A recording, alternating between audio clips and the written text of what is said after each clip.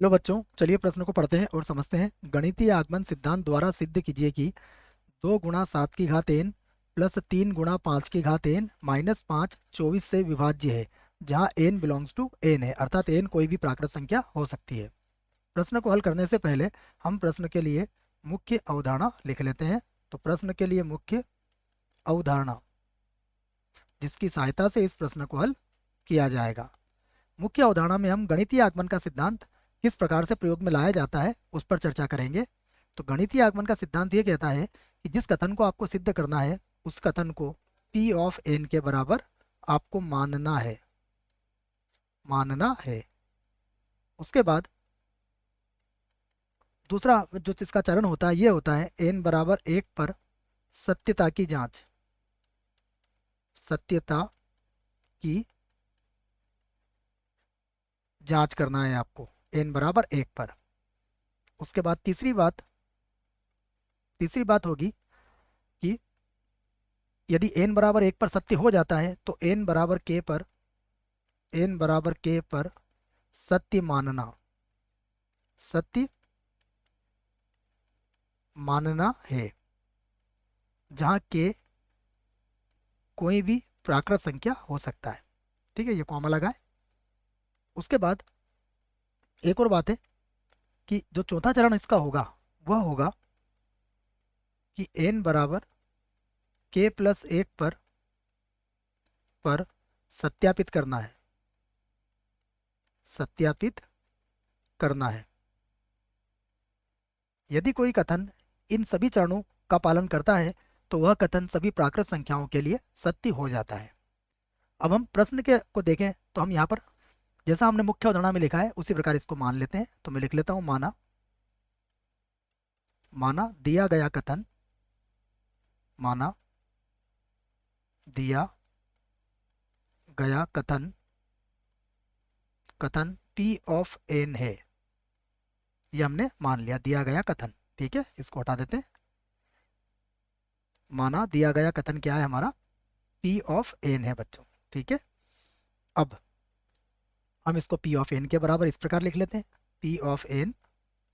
ठीक है बच्चों, एक काम करते हैं, दिया है को एक बार लिख ही लेते हैं क्योंकि ये थोड़ा सा समझ में नहीं आ रहा है। मैं इसको दोबारा लिख देता हूँ। ठीक है, दिया गया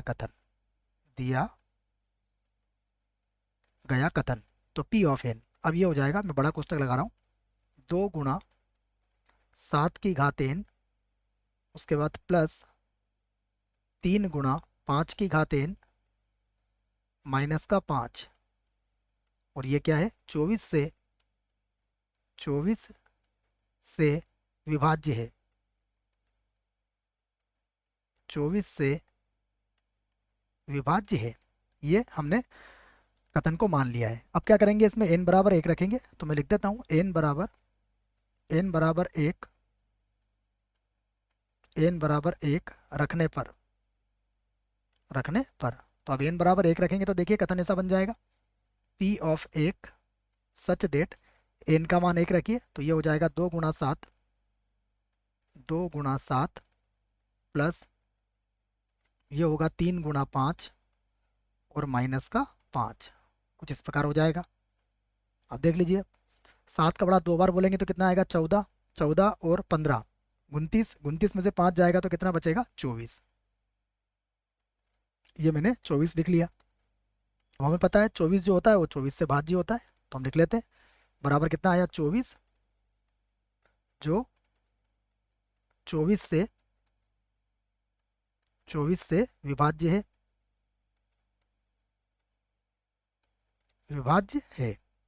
इसका अर्थ क्या हुआ? कथन हमारा n बराबर 1 पर सत्य है। तो यहाँ से लिख लेते हैं हम, अतः अतः कथन कथन n बराबर 1 पर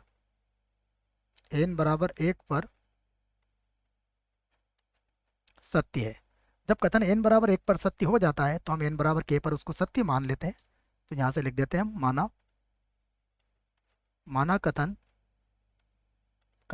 n बराबर k पर सत्य है, जहाँ k कोई भी प्राकृत संख्या हो सकता है, अर्थात अर्थात पी ऑफ के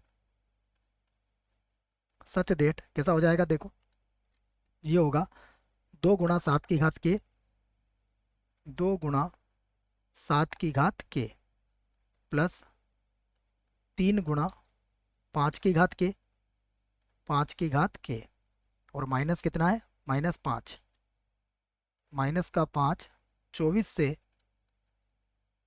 24 से विभाज्य है, विभाज्य है, ये 24 से विभाज्य है।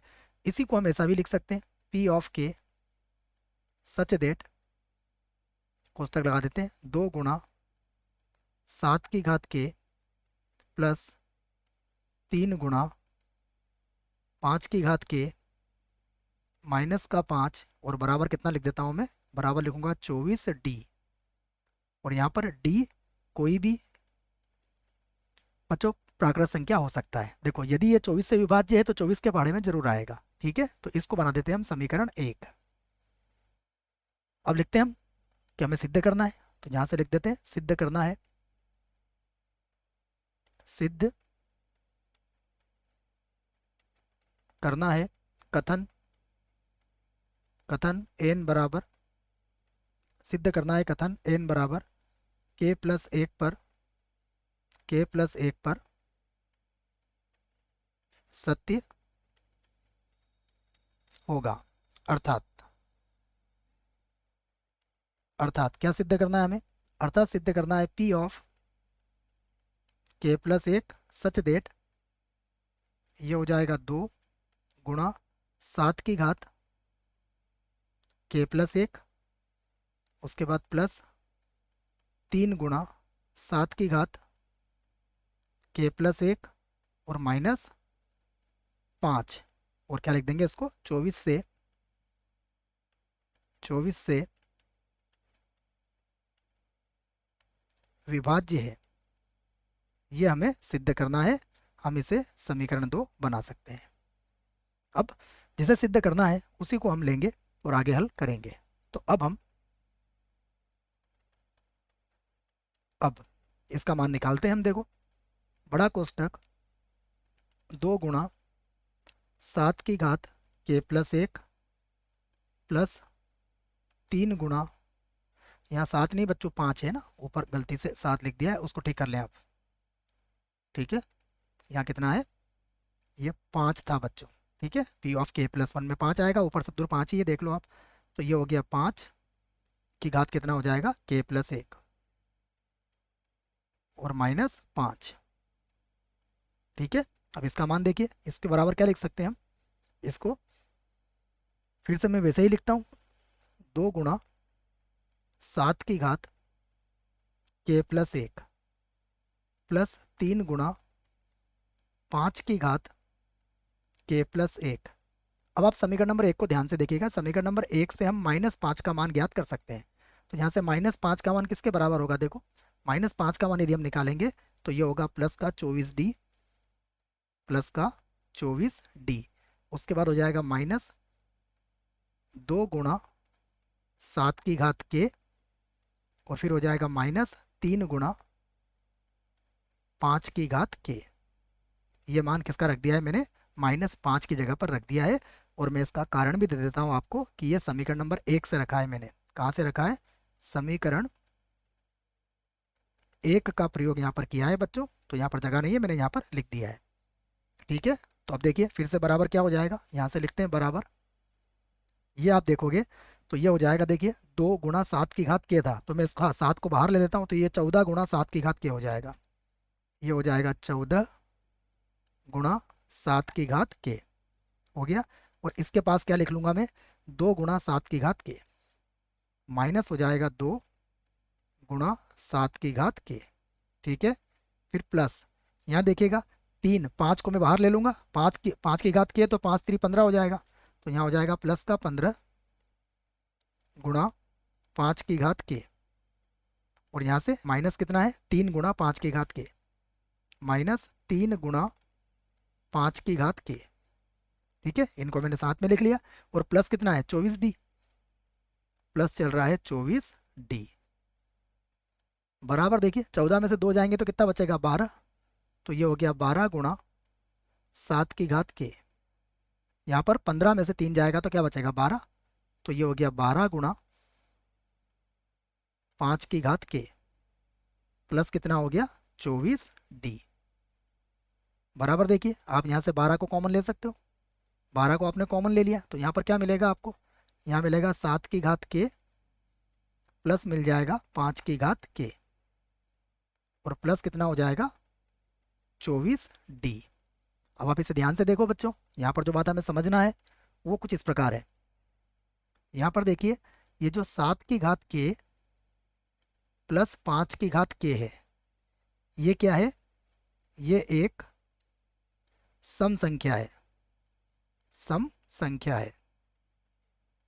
क्योंकि यदि आप के का मान कुछ भी रखेंगे बच्चों, मान लीजिए आपने के का मान 1 रखा तो 7 और 5 दोनों विषम संख्याएं आएगी, योगफल सम आ जाएगा। यदि आपने के का मान 2 रखा तो 2 रखने पर 7 का वर्ग 49 हो जाएगा, 5 का वर्ग 25 हो जाएगा, ये फिर से क्या मिलेगी आपको सम संख्या। तो हर स्थिति में आपको ये क्या मिलने वाली है, सम संख्या मिलने वाली है।